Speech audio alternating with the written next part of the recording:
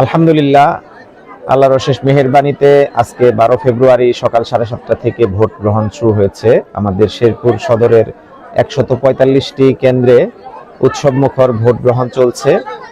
যদিও কিছু কিছু জায়গায় ভোটারদের বাধা প্রদান করার ঘটনা ঘটেছে বা এখন পর্যন্ত আমরা কিছু খবর পাচ্ছি, বা বলা যায় যে কিছু কিছু ক্ষেত্রে অস্ত্রের মহড়াও কিছু আমাদের কাছে নিউজ এসেছে।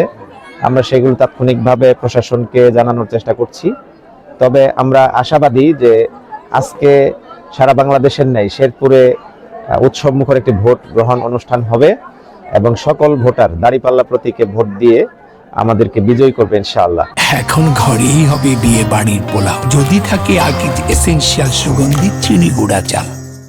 এখন পর্যন্ত আমি বলতে পারি যে মানুষের মধ্যে ব্যাপক আশা আকাঙ্ক্ষা দাঁড়িপাল্লা প্রতীককে নিয়ে। এটি মূলত জামাত ইসলামের প্রতি, ইনসাফের প্রতি, ইনকিলাবের প্রতি, বিশেষ করে শহীদ কামারুজ্জামানের স্মৃতি বিজড়িত এলাকা হিসেবে তার শাহাদাতকে মানুষ স্মরণ করে এই ভোট গ্রহণে ব্যাপক উৎসাহী হয়েছে। দেশের বিভিন্ন প্রান্ত থেকে অনেকেই ভোট দিতে এসেছেন। আমি একজন বয়সে একটু বেশি হলেও আমার জীবনে প্রথম ভোট দিলাম। আমার বয়স 35, তারপর আমি প্রথম ভোট দিলাম, এবার সুযোগ পেয়েছি, এজন্য আল্লাহর কাছে শুকরিয়া আদায় করছি আলহামদুলিল্লাহ। আমি আশা করছি সকল ভোটার শান্তি শৃঙ্খলার সাথে ভোট দিবেন এবং আইন শৃঙ্খলা পরিস্থিতি ব্যাপক সুন্দরভাবে অবস্থান গ্রহণ করেছে।